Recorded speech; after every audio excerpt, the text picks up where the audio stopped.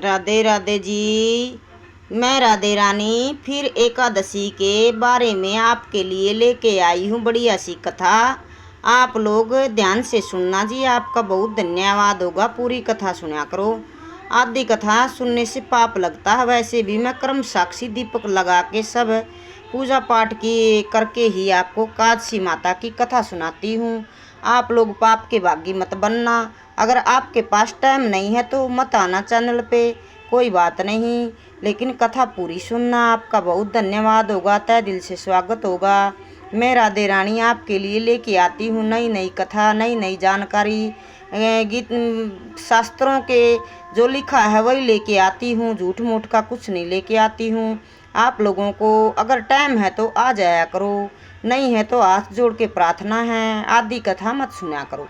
राधे राधे। छोटों को प्यार, बड़ों को नमस्कार। एकादशी माता की आज नई जानकारी लेके आई हूँ। एकादशी माता की एक बार की बात है, श्री राजा दिलीप राजा थे। दिलीप राजा के नगर में सब लोग व्रत किया करते थे। एकादशी माता का दिलीप राजा एकादशी माता को व्रत करता था। उसके नगर में घोड़े, हाथी भी, पशु पक्षी भी अन्न नहीं खाते थे। इतना ही माध्यम था एकादशी माता का। और एक राजा की बेटी थी, उसकी बेटी थी, वो बोली, उसके राजा दिलीप की बेटी थी जो, वो भी एकादशी माता भाई बच्चे जब से वो जन्म ली थी तब से ही रखती थी, क्योंकि उसके पिता के नगर में एकादशी माता का नियम था। हाथी घोड़े भी नहीं खाते थे अन्न, तो वो कहाँ खाए।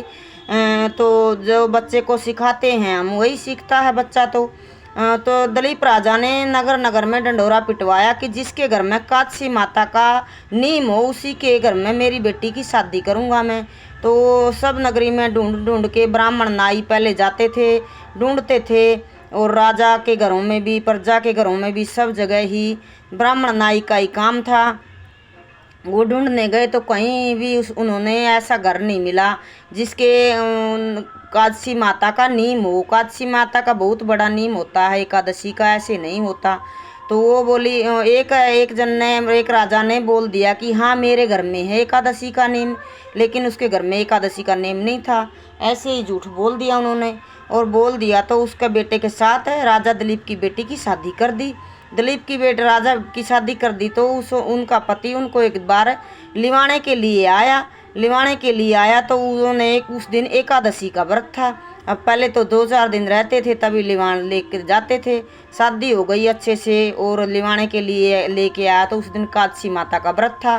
तो दिलीप राजा की बेटी ने अपने पति से कहा कि मेरे पिता के नगर में कोई भी एक अन्न नहीं खाता है। एकादशी के दिन, दशमी के दिन एक बार खाता है और एकादशी के दिन कोई नहीं खाता है, तो आप भी व्रत रहिए कृपा करके। बोला, देखो मैं तो व्रत नहीं रह सकता हूँ।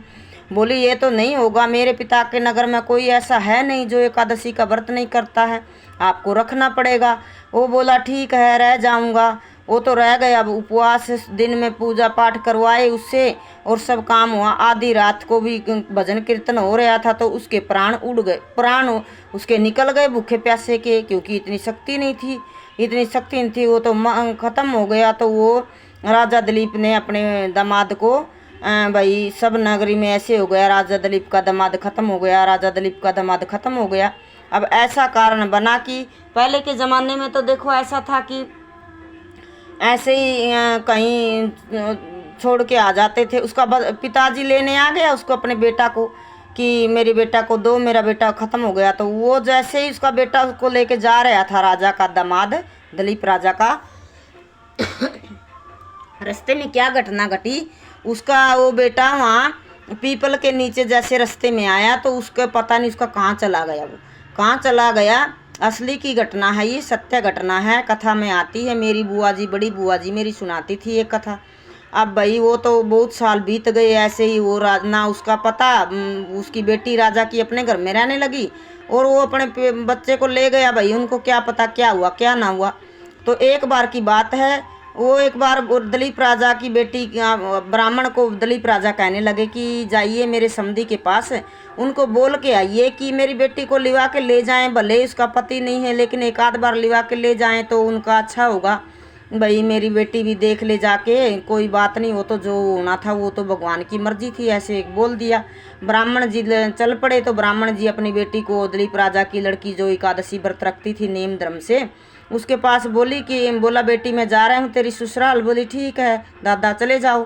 भाई पंडितों को तो दादा ही बोला जाता है, गांव में भी, शहर में तो भाई कम बोलते हैं, लेकिन गांव में दादा ही बोलते हैं कि दादा जाओ ठीक है बोल के आना। तो जा रहे थे तो वो चलते चलते वो अर्थ जोड़ के पंडित जी को भेजते थे पहले राजे महाराजा, और रात को फिर कई दिन में पहुंचते थे। पहले आराम आराम से चलता था रथ। तो वो चले जा रहे थे तो रास्ते में पीपल का पेड़ आया, वहाँ रात हो गई। तो वो राजा का लड़का, जैसे पंडित जी ने वहीं विश्राम किया, करना चाहा कि रात होगी कल को चलेंगे, कई कई दिनों तक चलते थे। अब राजा दिलीप का वो तो रात को सो रहा था पंडित जी, और अपना विश्राम कर रहा था। रात को क्या घटना घटी उसको राजा दिलीप का बेटा दिखा। राजा दिलीप का दामाद रास्ते में ऐसे लटक रहा है पीपल के पेड़ में, और सब ऐसे आए जैसे बोलते हैं कि ना नरक में थे वो ना स्वर्ग में थे, बीच में लटक रहे थे। तो उन्होंने किया कि अब वो तो दिख रहा है, उसको पहचान गया पंडित जी की ये तो राजा दिलीप का दामाद है, वो तो बीच में लटक रहा। अब सब भूत प्रेत पिचास सब घूम रहे थे, 12 बज गए थे, वनवास था। अब पंडित जी तो वेद शास्त्रों का पंडित ज्ञान था, वो तो अपने ज्ञात्री मंत्र का जाप कर रहा था, उससे देख रहा था।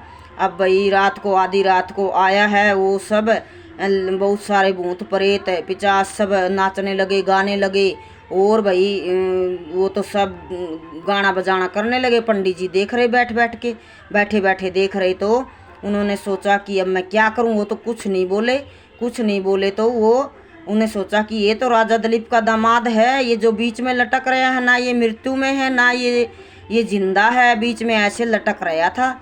और सब भूत प्रेत नाच गा रहे थे, और कोई खा रहा था, कोई कुछ कर रहा था, उसको तो वही दिख रहा था। अब सुबह के 4 बज गए तो सब खत्म हो गया, कुछ नहीं दिखा पंडित जी को, पंडित जी ने सोचा ये तो बड़ा कमाल की बात है भाई, ये क्या है। फिर दूसरे दिन फिर रह गया पंडित जी वहाँ पे। अब दूसरे दिन भी उसने वही देखा, तो पंडित जी ने देखा कि वो तो दिलीप का दामाद तो ऐसे ही लटक रहा है, और वो सब ऐसे दिख रहे हैं भूत प्रेत। और पंडित जी तो फिर आए और आके सब नगरी में बताया, उन्हें अपनी बेटी को उसने बताया दिलीप राजा को ऐसी ऐसी बात है। वापिस आ गए वो पंडित जी, तो बोले कि पंडित जी अब की बार जाओ बेटी को लेके चले गए। अब वही रात को वैसे ही भूत प्रेत नाचने लगे, और वो तो अपना ऐसे ही बीच में लटक रहा था दिलीप का दामाद। अब उस बेटी ने उसके गले में ऐसे डाल दिया अपना दुपट्टा कि तुम मेरे को छोड़ के कहाँ चला गया, मेरी शादी हुई तेरे साथ, और क्या बात है तू ऐसे बीच में नरक में लटक रहा है। वो बोला देखो हमने झूठ बोली है कि मैं एकादशी का हमारे महत्म है, नियम है मेरा, ना मैं नरक में हूँ ना मैं स्वर्ग में हूँ, इसीलिए हमने पाप किया है। तुमने एकादशी कोत्तरश एकादशी दिलीप राजा की बेटी ने रखी थी। कुंवारी अगर 101 एकादशी रख ले कुंवारी बेटी कोई कन्या, तो उसका पति कभी भी 7 जन्म भी साथ नहीं छोड़ता। इतनी एकादशी का बड़ा महत्व होता है भाई, छोटे बड़े मेरे सुनना।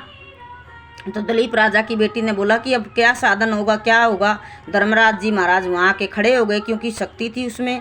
वो बोले कि तेरा पति देखो ना नरक में ना स्वर्ग में, बीच में लटक रहा है, इन्होंने झूठ बोला है, इनके एकादशी का कोई ओन था, मातम नहीं था, कोई व्रत नहीं था, तो इसीलिए तेरा पति की ये दशा दुर्दशा हुई है। बोली कोई बात नहीं, जो मैंने कोत्तरश एकादशी रख रखी मेरे पति को मैं देती हूँ, और मेरे पति को जीवित करो। तब धर्मराजा महाराज ने यमदेव ने उनको मिजल का छिंटा दे दिया। तो वो हर करते खड़े हुए अपने दामाद को लेके, अपने पति को लेके, कोत्तरश एकादशी का इतना बड़ा महत्व है, उसके पति को घर लेके तब राजा दिलीप की बेटी विदा हुई और अपने घर को गई। और नगर में सारे में ढिंडोरा पिटाया कि जो भी कुंवारी कन्या 101 कोत्तरश एकादशी रखेगा, 101 एकादशी रखेगी, उसका पति 7 जन्म भी उसका साथ छोड़ के नहीं जाएगा। देखो इतना बड़ा माध्यम है एकादशी माता का।